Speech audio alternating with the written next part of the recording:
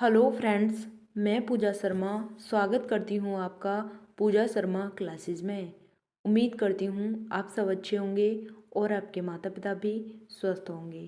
तो आज हम डिस्कस करेंगे राष्ट्रीय पाठ्यक्रम रूपरेखा यानी कि एनसीएफ 2005। आज हम इसे डिस्कस करेंगे। तो चलिए, आपके एग्जाम की दृष्टि से बहुत ही महत्वपूर्ण टॉपिक है। एनसीएफ की फुल फॉर्म होती है नेशनल कैरिकुलम फ्रेमवर्क। ठीक, नेशनल कैरिकुलम फ्रेमवर्क यानी कि पाठ्य राष्ट्रीय पाठ्यक्रम रूपरेखा। ठीक, शिक्षा के क्षेत्र में प्रमुख दस्तावेज हैं। ठीक, किसके? एनसीएफ के। ठीक, शिक्षा के क्षेत्र में बहुत ही ज़्यादा महत्वपूर्ण दस्तावेज हैं। तो यहाँ से आपके जो यूपी टेट में क्वेश्चन हैं, यहाँ से आपके 2 या 3 क्वेश्चन बन जाते हैं। तो बहुत ही ज़्यादा महत्वपूर्ण है। ठीक, चलिए, बच्चे का सर्वांगीण विकास करना, इसका क्या था? उद्देश्य था किसका? एनसीएफ का। एनसीएफ का उद्देश्य क्या था कि बच्चों का सर्वांगीण विकास किया जाए और स्कूल की शिक्षा को बाहर की शिक्षा से जोड़ा जाए। इस जो स्कूल में शिक्षा दी जाती है बच्चों को उस शिक्षा को अपने बच्चों के जो बाहर का एनवायरनमेंट है उससे उस शिक्षा को जोड़ा जाए। कौन सी शिक्षा को? जो स्कूल की शिक्षा है बच्चों के बाहरी शिक्षा से जोड़ी जानी चाहिए। ठीक, एनसीएफ 2005 बालकों के मूल्यांकन के लिए सतत एवं व्यापक मूल्यांकन पर बल देती है। नवीन सोच, तर्क क्षमता, चिंतन आदि को यह विकसित करती है। ठीक, एनसीएफ 2005 का कहना था कि सतत एवं व्यापक मूल्यांकन पर यह शिक्षा है बल देती है और नवीन सोच यानी कि बच्चे हैं नई तरीके से सोच सकते हैं और बच्चे हैं तर्क कर सकते हैं, चिंतन कर सकते हैं। तो इन चीज़ों का इसमें क्या होता है? विकास होता है। बात क्लियर? चलिए, सबसे मोस्ट इम्पोर्टेंट है कि स्कूल की शिक्षा को बाहर की शिक्षा से जोड़ना चाहिए और क्योंकि बच्चे का क्या होगा? सर्वांगीण विकास होगा। यानी कि सर्वांगीण विकास का मतलब होता है बच्चों के जो जो सभी पक्ष होते हैं उन सभी पक्षों का विकास होता है। ठीक, सभी पक्ष क्या होते हैं?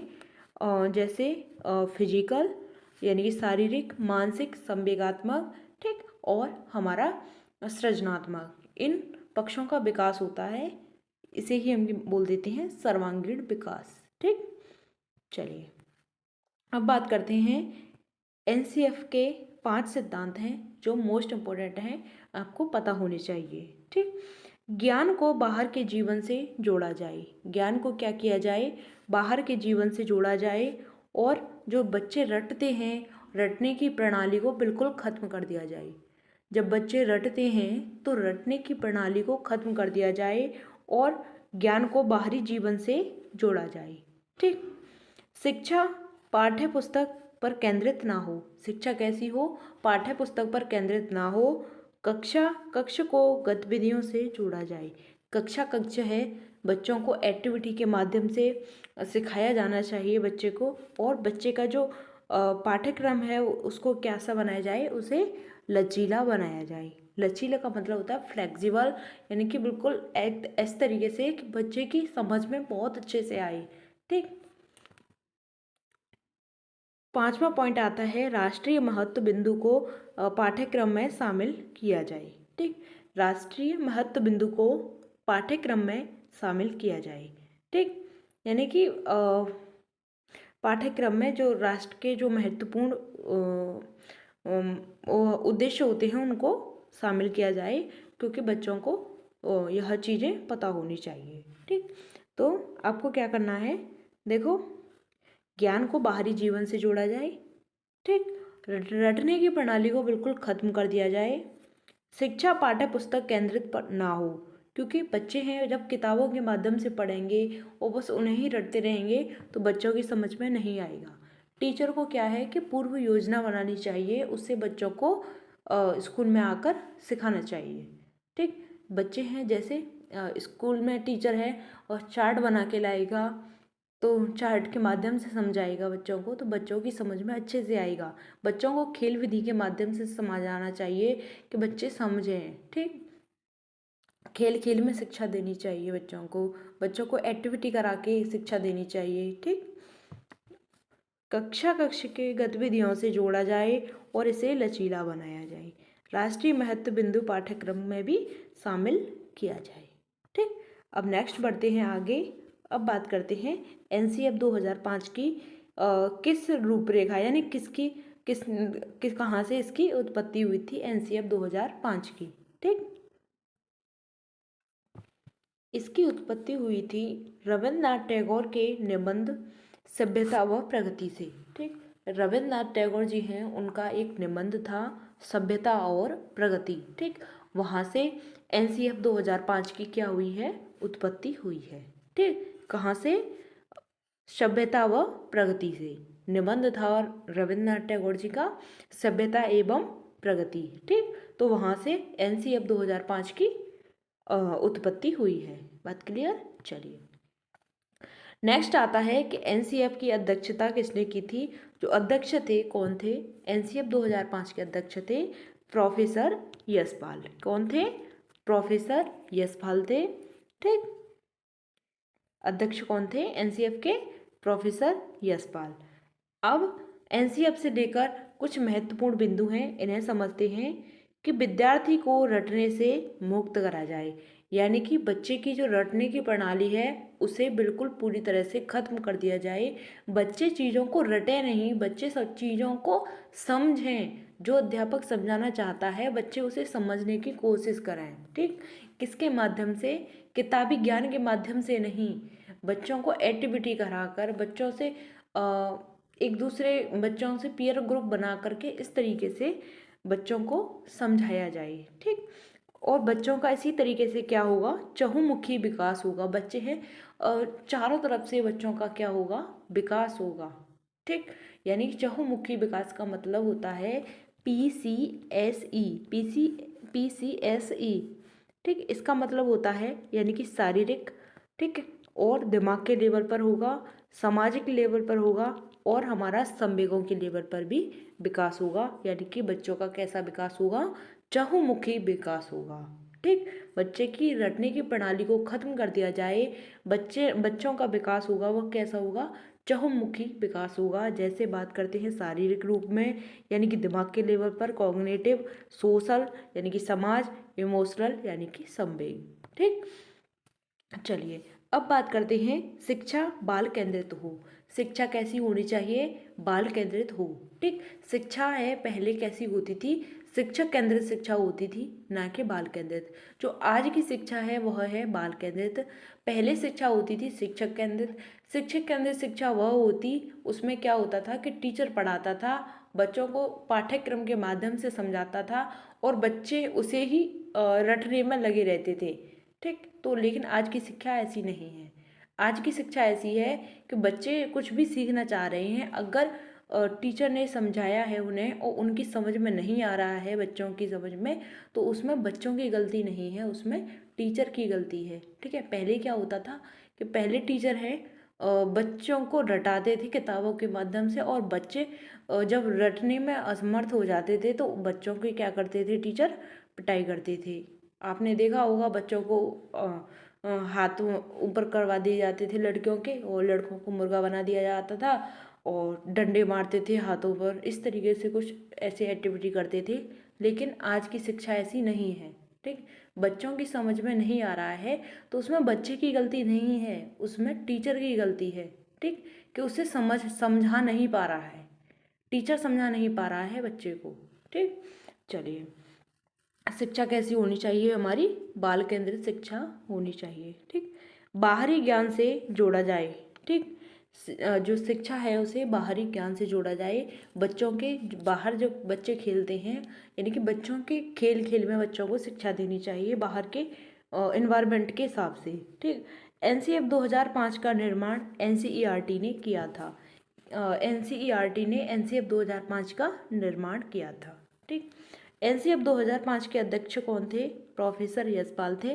ठीक, आपको पता होना चाहिए, यहाँ से आपके क्वेश्चंस बनते हैं तो आपको बिल्कुल बहुत अच्छे थे, मैं आपको बहुत अच्छे से बहुत ही सरल भाषा में समझा रही हूँ। ठीक, एनसीएफ 2005 के निदेशक कौन थे, तो प्रोफेसर यशपाल इनके निदेशक थे। ठीक, एनसीएफ 2005 के जो निदेशक थे कौन थे? प्रोफेसर यशपाल थे। बात क्लियर? चलिए आगे बढ़ते हैं। अब बात करते हैं एनसीएफ 2005 की विशेषताओं के बारे में। एनसीएफ 2005 की विशेषताओं हैं कि भाषा बच्चे की मातृभाषा में होगी। ठीक, जो स्कूल की भाषा है वह बच्चे की जो मातृभाषा है, जो अपने घर की बोली है, उसी भाषा में जो शिक्षा है स्कूल में होगी। क्योंकि बच्चे 1 से 5वीं क्लास तक के बच्चे हैं, तो उसमें जो शिक्षा है वह स्टैंडर्ड लेवल पर नहीं होनी चाहिए, वह उसके घर के लेवल पर होनी चाहिए। बच्चे जैसे घर में अपना व्यवहार करते हैं उसी तरीके से बच्चों की जो शिक्षा है वह मातृभाषा में होनी चाहिए, जो उसके घर की बोली होती है उसी भाषा में। ठीक, शिक्षण सूत्र इसमें क्या होता है? एनसीएफ में शिक्षण सूत्र ज्ञात से अज्ञात की होता है, ज्ञात से अज्ञात की ओर, यानी कि ज्ञात से अज्ञात यानी जो हमें पता है उन चीज़ों से जोड़कर हम अज्ञात चीज़ों के बारे में बच्चों को ज्ञान कराएं। ठीक, ज्ञात से अज्ञात, ज्ञात का मतलब होता है जो हमें पता है और अज्ञात का मतलब है कि हमें नहीं पता। ठीक, तो ज्ञात से अज्ञात की ओर इसमें जो सूत्र है। और दूसरा सूत्र होता है मूर्त से अमूर्त। मूर्त का मतलब होता है कि जो चीज़ें हमें दिखाई देती हैं, और अमूर्त का मतलब होता है जो चीज़ें हमें नहीं दिखाई देती हैं। ठीक, तो जो हमें दिखाई देती हैं उनके माध्यम से हम उन उन चीज़ों को बताना कि जो हमें नहीं दिखाई देती हैं। ठीक, तो बच्चे की समझ में बहुत अच्छे से आ जाएगा, बच्चे चीज़ों को समझने लगेंगे। ठीक, तो उससे रिलेट कर करके बच्चे हैं चीज़ों को समझेंगे। आप समझ पा रहे हो? देखो, ज्ञात से अज्ञात क्या होता है? ज्ञात होता है कि बच्चों को पता है। ठीक, अज्ञात होता है नहीं पता। जब बच्चों को इन चीज़ों के बारे में पता होगा, उससे थोड़ा थोड़ा जोड़कर हम अज्ञात चीज़ों की ओर ले जाएंगे। ठीक, जो हमें दिखाई दे रही हैं चीज़ें, हम उनसे दिखाने वाली से चीज़ों से हम अमूर्त की तरफ ले जाएंगे जहाँ पर हमें ना दिखाई देती हैं।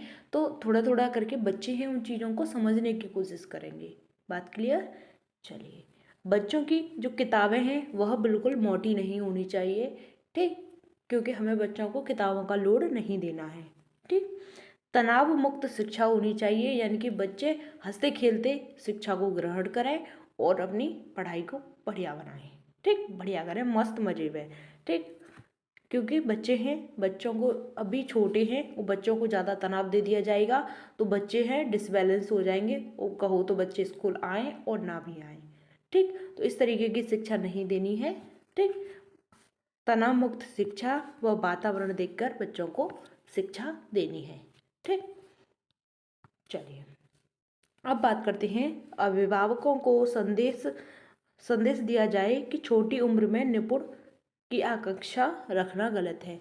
क्योंकि बच्चे छोटे हैं और माता पिता सोचते हैं कि हमारा बेटा आईपीएस बनेगा या आईएएस बनेगा, तो अभी से मतलब इतना ज़्यादा बच्चों पे ऐसा वर्डन ना बना दें कि अभी से तुम लग जाओ तैयारी में और ज़्यादा ही मतलब कुछ ये करो वो करो। बच्चों से ज़्यादा प्रेशर नहीं बनाना है, और नहीं बच्चों को ज़्यादा पीटना है या कुछ भी ऐसा करना है। ठीक, तो ठीक है, बच्चे छोटी उम्र में इतना सब कुछ नहीं हो सकते, निपुण नहीं बन सकते, लेकिन समय के साथ साथ वह बड़े होते जाते हैं तो चीज़ें समझ में आने लगती हैं। ठीक, लेकिन छोटे बच्चों को इतनी छोटे बच्चों पर इतनी ज़्यादा आकांक्षा फैमिली को या अभिभावकों माता पिता को नहीं रखनी चाहिए। ठीक, पुस्तकालय में बच्चे को स्वयं पुस्तक चुनने को दें, और सजा पुरस्कार सीमित सही है। बच्चों को दंड नहीं देना है, सजा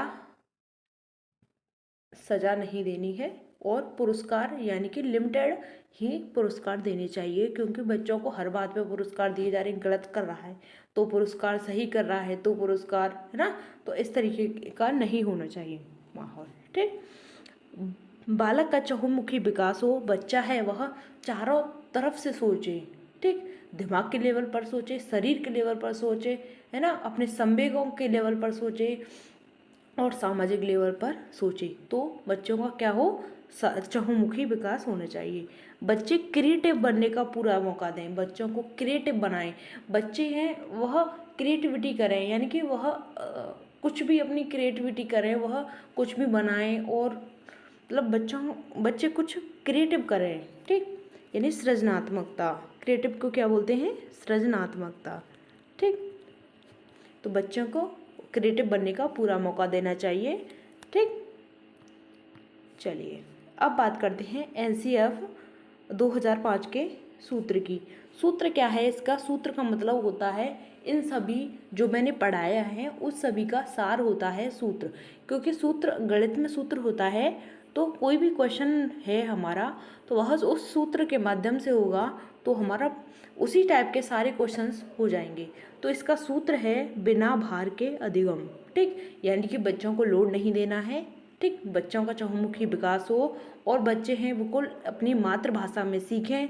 बच्चों पर बिल्कुल ज़्यादा आकांक्षा नहीं रखनी है। बच्चों को जो शिक्षा है वह बाहरी जीवन से दी जाए, ठीक। बच्चों को खेलों के माध्यम से शिक्षा दी जाए, तो यानी कि बच्चों को जो शिक्षा है वह बिना भार के दी जाए। लर्निंग विदाउट वर्डन, ठीक। लर्निंग विदाउट वर्डन, बात क्लियर? चलिए आगे बढ़ते हैं। अब बात करते हैं पाठ्यक्रम की। पाठ्यक्रम क्या होता है? पाठ्य प्लस क्रम, इनको मिलाकर बनता है पाठ्यक्रम। पाठ्य का मतलब होता है पढ़ने योग्य सामग्री और क्रम का मतलब होता है निश्चित व्यवस्था, ठीक। पाठ्य का मतलब होता है पढ़ने योग्य सामग्री और क्रम का मतलब होता है निश्चित व्यवस्था। पाठ्यक्रम अंग्रेजी भाषा के करिकुलम शब्द से बना है। किससे बना है? करिकुलम। करिकुलम का मतलब होता है पाठ्यक्रम, ठीक। फ्रॉवेल के अनुसार पाठ्यक्रम समस्त मानव जाति के गुणों का सार है, ठीक। क्या है? मानव जाति के गुणों का सार है क्या? पाठ्यक्रम, ठीक। एनसीएफ 2005 में शिक्षक के प्रति दृष्टिकोण। शिक्षक के प्रति दृष्टिकोण क्या है? कि शिक्षक ज्ञान का स्रोत नहीं है। शिक्षक ज्ञान का कोई स्रोत नहीं है, स्रोत नहीं है उसके पास। शिक्षक के पास ज्ञान का कोई भंडार नहीं है, ठीक। शिक्षक भी ज्ञान कहाँ से लेकर आता है? वह जो चीज़ें पढ़ता है, समझता है, उन चीज़ों का अध्ययन करता है, वही टीचर का ज्ञान होता है। लेकिन ज्ञान का स्रोत नहीं है, क्योंकि किसी को कुछ आता है और किसी को कुछ आता है, ठीक। तो ज्ञान का कोई स्रोत नहीं है।